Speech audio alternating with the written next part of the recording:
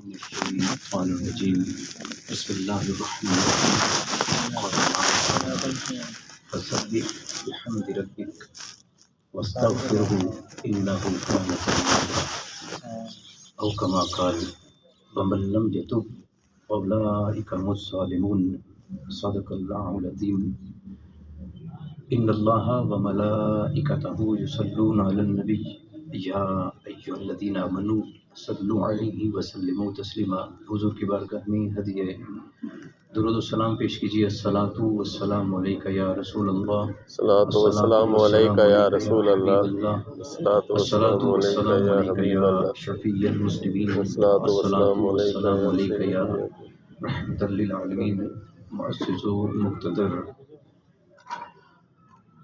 مفتی doctor محمد بلال صاحب دامت برکاتہ القدسیہ، پروفیسر ڈاکٹر محمد مدثر صاحب قبلہ پیر صاحب، دیگر علماء کرام، حفاظ کرام اور جملہ رو صاحبان اور تمام شعبہ زندگی سے متعلق معزز و مکرم سامعین کرام، السلام علیکم ورحمۃ اللہ وبرکاتہ۔ وعلیکم السلام ورحمۃ اللہ وبرکاتہ۔ دعا فرمائے اللہ تعالیٰ تلاوت ہے قرآن پاک، تسبیحات و تحلیلات، ذکر اذکار اور اللہ کی رضا کے لیے خالصتاً اللہ کی بارگاہ میں جو آج افطاری کا اہتمام کیا گیا ہے، اللہ تعالیٰ اسے اپنی بارگاہ ناز میں شرف قبولیت سے نوازے، آمین۔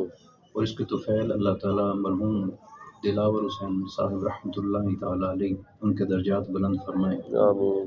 ان کے جو صاحبزادے ہیں خادم حسین صاحب، ان کو بھی اللہ تعالیٰ عمر دراز عطا فرمائے، اللہ ان کے حامی و ناصر ہوں، ان کی تمام تر آئندہ جو زندگی ہے اس کو آسان فرمائے، آمین۔ اور رائے صاحبان کو بھی صبر جمیل عطا فرمائے۔ برسی ہے اور یقیناً والدین کا دکھ ہم سمجھ سکتے ہیں، اور حضرت امام جلال الدین سیوطی علیہ رحمہ نے 40 کے قریب شہداء کا ذکر فرمایا ہے کہ 40 کے قریب ایسی کیفیات ہیں کہ جن سے بندہ گزرے تو وہ شہید ہوتا ہے۔ ان میں تو ایک شہادت کبریٰ ہے جس کا ذکر ابھی مفتی صاحب فرما رہے تھے کہ جب بندہ میدان جنگ میں دین اسلام کی سربلندی کے لیے اپنی جان آفرین کے سپرد کر دے تو وہ شہادت کبریٰ کے درجے پر فائز ہوتا ہے۔ لیکن ایک ان باقی 39 میں سے ایک شہادت کا مرتبہ یہ بھی ہے کہ جب بندہ کسی حادثہ کا شکار ہو جائے تو اسے شہادت صغریٰ کہتے ہیں، چھوٹی شہادت۔ اور اس میں بھی آپ دیکھیں کہ آپ جو جانتے ہیں ان کو تو معلوم ہے، جن کو نہیں معلوم ہے عرض کر دیتا ہوں کہ وہ اللہ کے حکم سے خدمت خلق بجا لا رہے تھے، اور اس دوران اللہ تعالیٰ نے ان کو ایک حادثے سے گزار کر شہادت صغریٰ کے درجے پر فائز فرما دیا۔ تو اللہ تعالیٰ ان کی اس کاوش کو اور دیگر جو مسائل ہیں دین کے لیے ان کو قبول فرمائے، آمین۔ ان کے درجات بلند فرمائے، اللہ تعالیٰ ان کو اپنے جوار رحمت میں جگہ عطا فرمائے۔ ابھی جو سورج غروب ہوگا تو عشرہ مغفرت کا آغاز ہو جائے گا، تو آج کا جو موضوع ہے وہ اسی حوالے سے ہے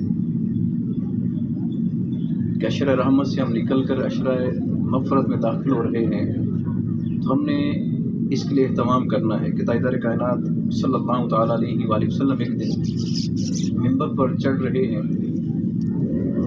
اور صحابہ کو فرمایا کہ قریب قریب ہو جائیں ممبر کے، تو صحابہ حضور نبی مکرم صلی اللہ تعالیٰ علیہ وآلہ وسلم کے قریب قریب ہو گئے، تو حضور نے ممبر کے پہلے زینے پر قدم رکھا تو حضور نے فرمایا آمین، دوسرے زینے پر قدم رکھا تو آپ نے فرمایا آمین، تیسرے زینے پر حضور نے قدم رکھا تو فرمایا آمین۔ جب حضور خطبہ سے فارغ ہوئے تو صحابہ کرام رضوان اللہ تعالیٰ علیہم اجمعین نے عرض کیا آقا آج یہ معمول سے ہٹ کے آپ نے کچھ کلمات خیر فرمائے ہیں، آمین آمین فرمایا ہے، تو اس کی کوئی وجہ بھی ہمیں ارشاد فرما دی۔ تو حضور نے ارشاد فرمایا کہ جب میں زینوں پر چڑھ رہا تھا، ممبر پر چڑھ رہا تھا خطبہ کے لیے، تو میرے ساتھ جبریل امین کھڑے تھے، انہوں نے مجھ سے یہ کہا کہ اللہ تعالیٰ ارشاد فرما رہا ہے کہ محبوب ذلیل و رسوا ہو، یعنی اس بندے کی ناک خاک آلود ہو جو رمضان پائے اور اپنی بخشش نہ کروا سکے۔ تو میں نے فرمایا آمین، اور حضور کا جلال بڑھ گیا، حضور کے چہرے سے وہ جلال نظر آتا تھا کہ ایسا بھی بدبخت ہوگا کہ جس کو اتنی پر نور ساعتیں میسر آئیں اور وہ اپنی بخشش کا سامان نہ کر سکے۔ تو میں فرمایا آمین، کہ اللہ کی رحمت جوش پر ہو، جوبن پر ہو اور بندہ توبہ ہی نہ کرے؟ فرمایا آمین۔ فرمایا اگلے زینے پر جب میں نے قدم رکھا تو پھر انہوں نے جبریل امین نے کہا کہ اللہ فرماتا ہے محبوب اس بندے کی ناک خاک آلود ہو، وہ بندہ ذلیل و رسوا ہو، وہ بندہ خوار ہو۔ کون؟ فرمایا جو اپنے والدین کو بڑھاپے میں پائے اور ان کی خدمت کر کے اپنے رب کو راضی نہ کرے، جنت نہ حاصل کرے۔ تو میں نے کہا آمین۔ ایسے بدبخت اولاد کے لیے ایسا ہی صلہ ہونا چاہیے کہ والدین کو بڑھاپے میں پائے اور ان کی خدمت کر کے وہ جنت کا مالک نہ بنے، تو میں نے آمین کہہ دیا۔ فرمایا تیسرے درجے پر جب میں نے قدم رکھا تو آقا کریم صلی اللہ تعالیٰ علیہ وسلم ارشاد فرماتے ہیں، جبریل امین نے فرمایا کہ محبوب اللہ فرماتا ہے اس بندے کی بھی ناک خاک آلود ہو، وہ بھی بدبخت ہو، اس کے بھی نصیب برے ہوں، وہ بھی ذلیل و رسوا ہو۔ مولا کون؟ فرمایا جس کے سامنے میرا ذکر کیا جائے اور وہ مجھ پر درود نہ پڑے۔ میں نے کہا آمین۔ تو جب بھی حضور کا ذکر خیر ہو تو کم از کم اتنا درود پاک ضرور پڑھا کریں، صلی اللہ تعالیٰ علیہ وآلہ وسلم، کم از کم اتنا درود ضرور پڑھا کریں جب بھی حضور کا ذکر خیر ہو، اس کو یاد بنائیں۔ اور نبی مکرم صلی اللہ تعالیٰ علیہ وسلم ارشاد فرماتے ہیں کہ جہاں چار بندے مل کر بیٹھے، یہ بھی وہ راؤ صاحب کی بات ذکر کر رہے تھے کہ جہاں چار بندے مل کر بیٹھیں اور مجھ پر درود پڑے بغیر اٹھ جائیں، وہ ایسے اٹھے جیسے مردار کھا کر اٹھے۔ مطلب یہ کہ ہر محفل کو حضور کے ذکر سے سجانا ہے، اور جو محفل حضور کے ذکر سے سج جائے گی وہ برائی سے پاک ہو جائے گی۔ کوئی بھی ایسی محفل ہو جس کا آغاز بھی درود سے ہو رہا ہو، اللہ اس کے اور اللہ کا ذکر تو پہلے ہوتا ہے، اللہم صلی علی محمد، تو اللہ اور اس کے رسول کا ذکر ہو جائے، ابتدا بھی اور اختتام بھی اس کا اللہ اور اس کے رسول کے ذکر سے ہو جائے، وہ محفل برائیوں سے محفوظ ہو جاتی ہے۔ سبحان اللہ۔ اور ایک حدیث پاک میں حضور صاحب فرماتے ہیں کہ جو مجھ پر درود پڑھنا بھول گیا وہ جنت کا راستہ بھول گیا۔ من نسی الصلاۃ علیہ، جو مجھ پر درود پڑھنا بھول گیا، خطی طریق الجنہ، وہ جنت کا راستہ بھول گیا۔ تو حضور پر درود جو ہے وہ کثرت سے پڑھا کریں۔ اس کے بعد آتے ہیں توبہ کی طرف اور استغفار کی طرف۔ اللہ تعالیٰ نے حبیب کریم صلی اللہ تعالیٰ علیہ وآلہ وسلم کو ارشاد فرمایا، محبوب جب فتح مکہ ہوئی نا، فرمایا محبوب اذا جاء نصر اللہ والفتح، کہ محبوب جب آپ کی طرف اللہ کی نصرت آ جائے گی اور فتح عطا کر دی جائے گی تو پھر لوگ جو ہیں آپ کے دین میں جوک در جوک شامل ہو جانا شروع ہو جائیں گے۔ اذا جاء نصر اللہ والفتح ورأیت الناس يدخلون فی دین اللہ افواجا، تو آپ دیکھیں گے کہ لوگ جو ہیں وہ جوک در جوک، فوج در فوج دین اسلام میں داخل ہو رہے ہیں۔ تو جب یہ اتنا انعام ہو جائے، اور ذہن میں رکھیں کہ استغفار سے تو گناہ کرنے کے بعد نہیں ہوتی، جب اللہ کا احسان ہو جائے تو بھی اللہ کی بارگاہ میں یہ عبادت کی جاتی ہے۔ تو اللہ فرما رہے محبوب جب آپ پر یہ انعام ہو، جب آپ کو فتح نصیب ہو جائے اور آپ پر اتنا انعام ہو جائے تو آپ کیا کریں؟ فسبح بحمد ربک، تو آپ اپنے رب کی حمد بھی فرمائیں اور تسبیح بھی فرمائیں۔ اور اگلی بات فرمائیں فاستغفرہ انہ کان توابا، تو محبوب پھر نبی مکرم صلی اللہ علیہ وسلم کو اللہ ارشاد فرمایا آپ اپنے رب کے حضور استغفار کریں۔ اب نبی جو ہوتے ہیں نا وہ تمام انبیاء جو معصوم عن الخطا ہوتے ہیں، تو پھر حضور کو کیوں فرمایا جا رہا ہے؟ فرمایا محبوب آپ ذرا اس کو ادا کر دیں، آپ کی سنت بن جائے گی اور لوگوں کے لیے یہ سنت جو ہے وہ کارآمد ہو جائے گی، لیکن آپ جب پڑھیں گے تو بطور اظہار تشکر پڑھیں گے اور آپ کے درجات مزید بلند ہو جائیں گے۔ آپ کی تو خطائیں ہیں تو استغفار کس چیز کی؟ تو نبی تو معصوم عن الخطا ہوتے ہیں، وہ تو اللہ کی طرف سے مسلسل ہدایت دیے جا رہے ہوتے ہیں، لیکن یہ سنت کر دیں اور آپ اپنے رب کے حضور استغفار کریں، استغفروا انہ کان تواب، اس کی بارگاہ میں استغفار کریں اور پھر توبہ طلب کریں، بے شک وہ توبہ قبول کرنے والا ہے۔ سبحان۔ اب ہم اکثر جو استغفار ہے اور توبہ اس کو اکٹھا کر دیتے ہیں۔ استغفار کا معنی تھوڑا سا مختلف ہے، ٹیکنیکل جو میننگ ہے، ویسے تو ہوتا ہے استغفار غفرہ سے، یعنی اس کا مطلب ہوتا ہے کہ اس چیز کو ڈھانپ دینا، اور توبہ کا مطلب ہوتا ہے رجوع کر لینا، واپس لوٹ آنا۔ تو توبہ اور استغفار میں تھوڑا سا ٹیکنیکل جو فرق ہے وہ آپ کو عرض کر دوں۔ استغفار ہوتی ہے جو سابقہ مجھ سے گناہ ہو چکے تو میں کہتا ہوں کہ مولا جو مجھ سے سابقہ غلطیاں ہو گئی ہیں ان سے میں معافی مانگتا ہوں، اور توبہ یہ ہوتی ہے کہ میں ان غلطیوں سے لوٹ آتا ہوں اپنے رب کی بارگاہ کی طرف اور اپنے رب سے عہد کرتا ہوں کہ مولا اب میں تو اس سے عہد کرتا ہوں کہ آئندہ غلطیاں نہیں کروں گا۔ تو استغفار سابقہ گناہوں پر اور توبہ ایک عہد ہوتا ہے اپنے رب کے ساتھ، لوٹ آتا ہے بندہ اور لوٹ کر اپنے رب سے عرض کرتا ہے کہ مولا اب میں خطا آئندہ نہیں کروں گا. اور اگر جو بندہ توبہ نہ کرے پھر اللہ اس سے ناراض بھی ہو جاتا ہے. اب یہ شہر التوبہ چل رہا ہے.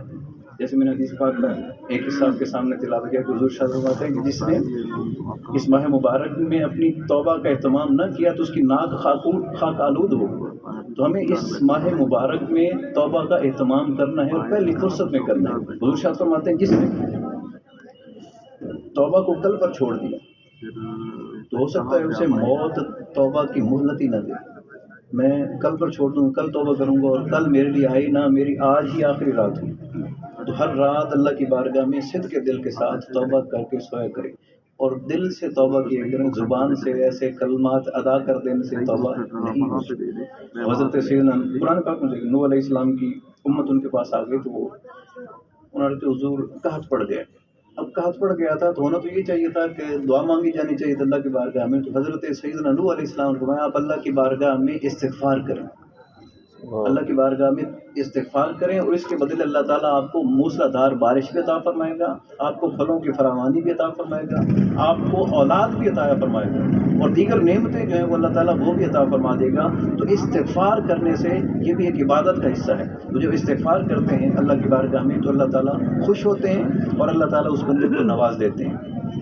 اس کے بعد آپ نے بے شمار دفعہ علماء سے حضرت سیدنا موسیٰ علیہ السلام والی حدیث پاک سنی. وہ بندہ بیٹھا تھا حضرت موسیٰ علیہ السلام کے محفل میں، ساری امت ان کی آئی ہوئی کہ حضور قحط پڑ گئے اور کوئی اسباب نظر نہیں آتے کہ جس سے ہم اپنے جو جانور ہیں ان کو سیراب کر سکیں اور پانی میسر نہیں ہے، کھیتیاں جو خشک ہو گئی، فصلیں خشک ہو گئی، تالاب خشک ہو گئے. تو سیدنا موسیٰ علیہ السلام نے اللہ کی بارگاہ میں دعا کی کہ مولا میری امت آئی ہے تو ہم تیری بارگاہ میں بارش کے لیے دعا کر رہے ہیں. تو اللہ تعالیٰ نے فرمایا آپ کی محفل میں ایک بندہ بیٹھا ہے اور اس نے 40 سال ہو گئے مجھے سجدہ نہیں کیا. 40 سال ایک سجدہ بھی نہیں کیا. تو آپ بس اعلان کر دیں وہ بندہ اٹھ کر چلا جائے. وہ بندہ جیسے ہی آپ کی محفل سے اٹھ کر جائے گا تو پھر اللہ تعالیٰ اپنے کرم اور فضل سے بارش عطا فرما دے گا. یعنی جو بندہ سجدہ نہ کرے اس کی نحوست سے جو بارشیں ہیں وہ روک دی جاتی ہیں. تو فرمایا اس بندے کو کہیں کہ اٹھ کر چلا جائے. وہ بندہ بڑا پریشان ہو گیا. اس نے کہا میرے ارد گرد دوست احباب شریک رشتے دار محلے دار اور شہردار سب سے بڑھ کر میرے سامنے نبی بیٹھے ہیں، تو اگر ان کے سامنے میں اٹھ کے جاتا ہوں تو میرا تو راز جو ہے وہ افشا ہو جائے گا.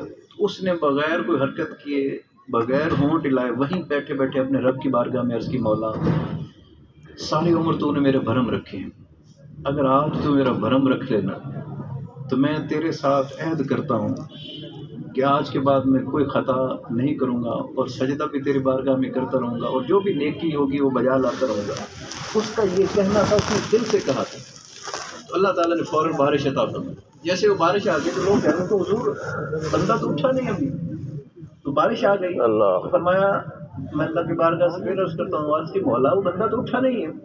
اور ایک دم یہ بارش ہو گئی تو اللہ تعالیٰ نے ارشاد فرمایا محبوب اس بندے نے وہیں بیٹھے بیٹھے مجھ سے توبہ طلب کی اور میں نے اس کو توبہ عطا فرما دی. وہ رجوع اللہ اس نے کر لیا اور میں نے اس کو معاف فرما دیا. اور جیسے اس کو معاف کر دیا تو بارش عطا فرما دی. تو کہا مولا وہ بندہ تو بتا دیں، وہ بندہ تو بتا دے کون سا ہے. کتنے لوگ بیٹھے تو چلے ہمیں پتہ تو چلے کہ جس تو نے اپنا محبوب بنا لیا تو ہمیں پتہ تو چلے کہ پہلے وہ مردود تھا اب وہ تیرا محبوب بن گیا. اللہ نے فرمایا موسیٰ آپ بھی بولے ہیں جب وہ گنہگار تھا تو تب میں نے اس کا پردہ رکھا ہوا تھا، اب تو میرا یار ہے وہ. سبحان اللہ. اب میں بتاؤں گا کہ یہ بندہ ہے جو گنہگار تھا. آپ کے پاس بھی کوئی تبلیغ کے سلسلے میں آپ ہی جائے پھر اس کا اشتہار نہ چھاپا کریں کہ یہ پہلے یہ تھا اور ہم نے یہ کر لیا. تو اس کے لیے تھوڑا سا اہتمام کیا کریں، اس کی پردے داری کیا کریں کہ اگر وہ آ گیا دین کی طرف تو اس کے سابقہ گناہوں پہ پردہ ڈالا کریں. نہ بتایا کریں لوگوں کو یہ یوں تھا تو میں نے یوں کر دیا. اس کی ایک تصویر پہلے لگا دی، جو اس کی زندگی اس کو چھوڑ دی. اس نے توبہ کر وہ توبہ کر کے اگلے اس کی باتیں اس کو بتائیں جو وہ اب کر رہا ہے، اس کی نیکیاں جو ہیں وہ بتائیں.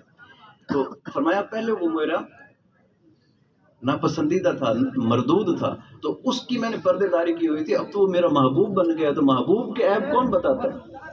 تو میں محبوب کا وہ ذکر نہیں کروں گا. تو میرا وہ یار بن گیا ہے. تو آپ سے بھی التماس ہے، اس کے لیے کوئی لمبا چوڑا اہتمام کی ضرورت نہیں ہے. جیسے جہاں بیٹھے آج یہ شہر التوبہ پر نور ساعتیں ہیں، رمضان مبارک کی افطار کا وقت ہے، دعا کی قبولیت کا وقت ہے. اپنے رب سے دل میں آپ نے اپنے رب سے عہد کرنا ہے.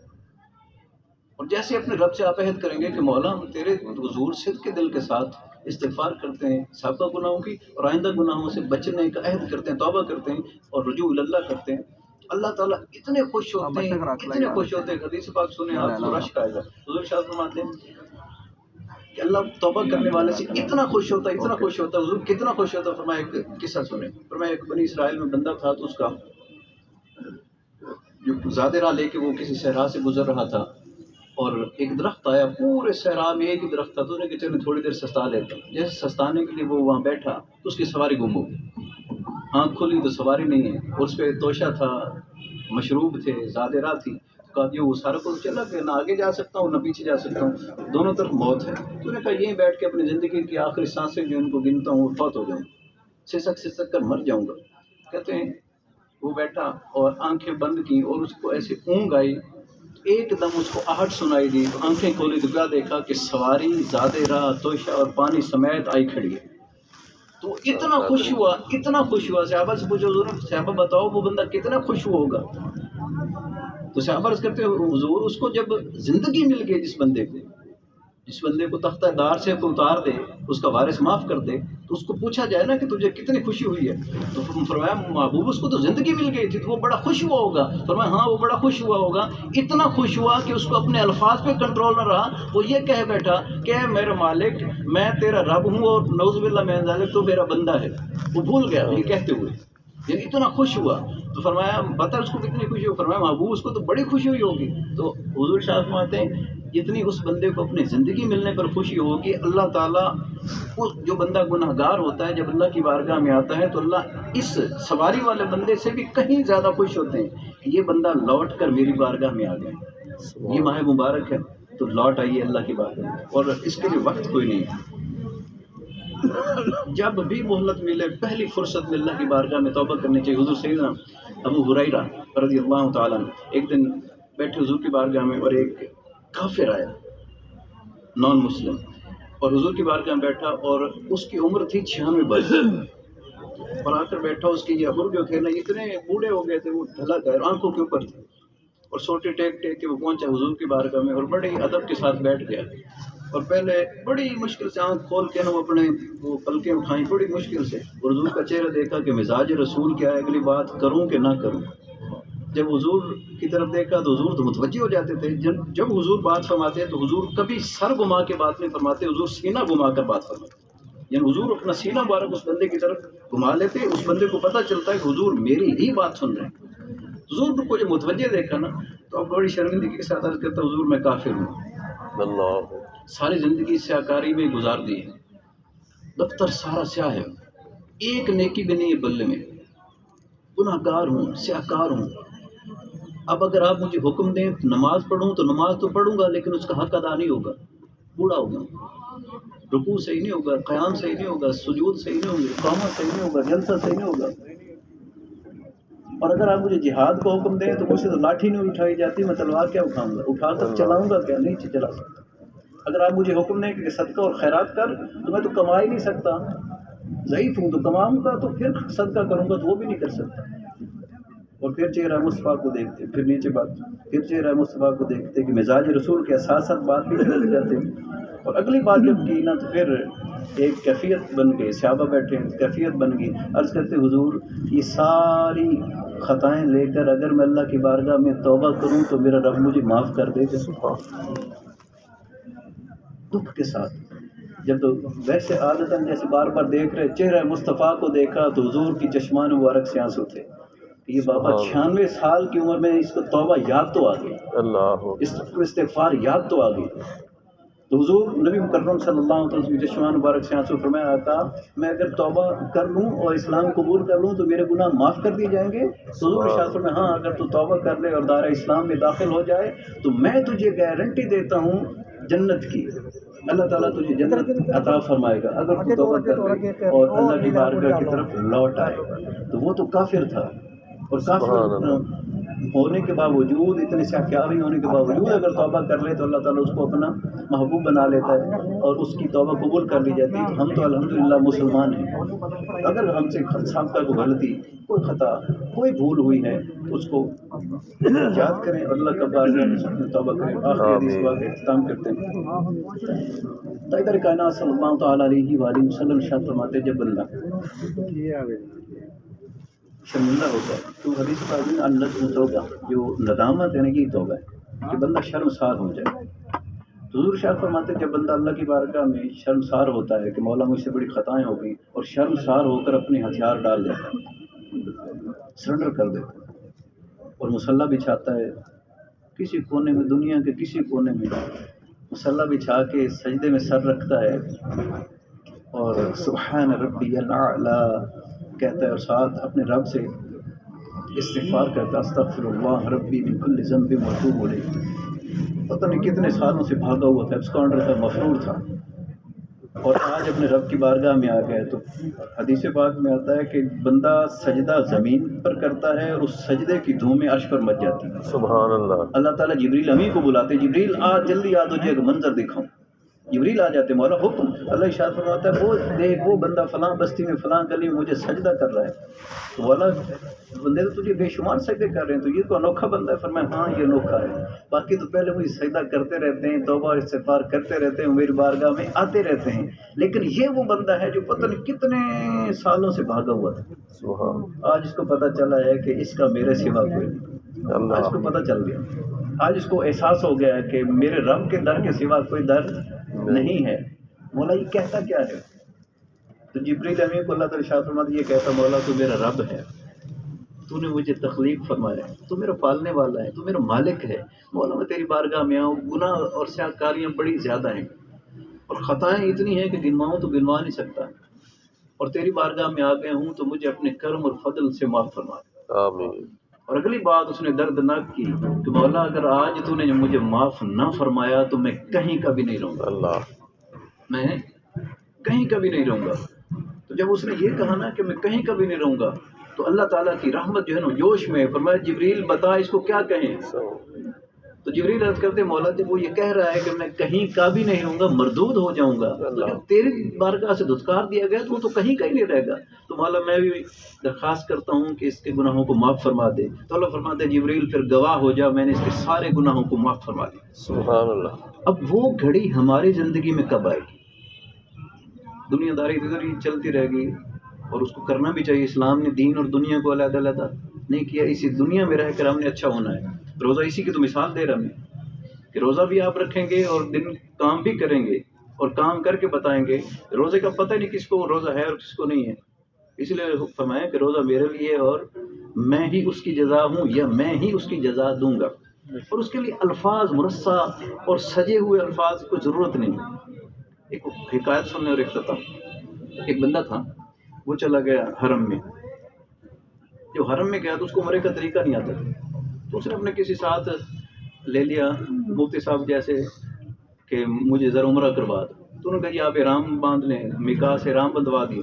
احرام بندھوا کے تو لے گئے جی. کہا یہ طواف کا نیت کی، طواف کریں 7 چکر لگا لیں. کہا یہ چکر لگانے تو کہا ہاں جی سلام کرو حجر اسود کو چومو. کہا ٹھیک ہو گئی. فرمایا اب کیا کریں؟ فرمایا یہاں مقام ابراہیم کے قریب کھڑے ہو کر نماز پڑھو، 2 نفل پڑھ دی. فرمایا اب کیا کروں؟ فرمایا چلو چل کے پانی پیو. چکر لگایا نا تو کافی مشقت اٹھانا پڑے گی، پسینہ آ گیا تو پانی پیو. زمزم پلایا. فرمایا اب کیا کریں؟ فرمایا اب چلو صفا اور مروہ پہ دوڑ لگاؤ جائے. جہاں چلنا ہے وہاں چلو اور جہاں دوڑنا ہے وہاں دوڑ لگاؤ. اچھا یہ دوڑنا بھی عبادت ہوتی ہے. اللہ کے نیک بندوں کی اگر کوئی سنت ہو جائے تو دوڑنا بھی عبادت بن جاتی ہے. سبحان اللہ. تو فرمایا دوڑو. جب دوڑ لیے تو اب کیا کریں جی؟ اب باہر آ جاؤ، اب تمہاری ٹینڈ کرواتے. اللہ. اب اس کو ٹینڈ کر دی انہوں نے. کہا اب کیا کریں؟ فرمایا وہ سامنے کعبہ شریف ہے، جا کر دعا مانگو، جو دعا مانگو گے اللہ قبول فرمائے گا. اب اس نے اس کو جو عمرہ کی اصل روح تھی اس کا تو پتہ نہیں تھا، بس اتنا پتہ تھا کہ یہ میں نے عمل کیا ہے.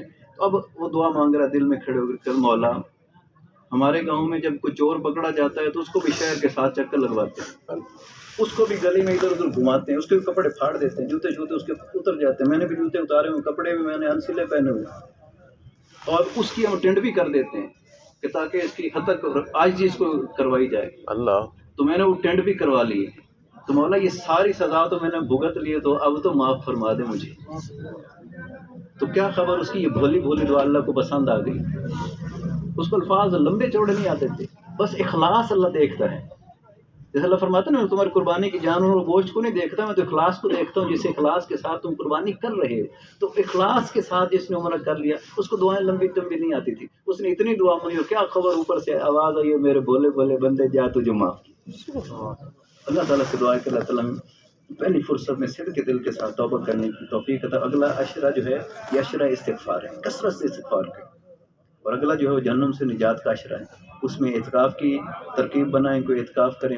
اجتماعی اعتکاف ہو رہے ہیں، ایک دفعہ اعتکاف کریں گے پھر شاید آپ ساری زندگی کرتے رہیں، کیونکہ اس میں لذت اتنی آتی. تھوڑا سا دنیا سے کٹیں، یہ دنیا بڑا خراب کر دیتی بندے کو، پتہ نہیں کیا کیا کر دیتی. تھوڑا سا اس سے کٹیں، کوئی 9 دن یا 10 دن جو بھی بنے آخری عشرے میں، اس میں ذرا وہ گزاریں اللہ کی بارگاہ میں. موبائل گھر رکھے جائیں، چند کتابیں لے جائیں، اللہ کا ذکر کریں اور ذرا گوشہ نشین ہوں.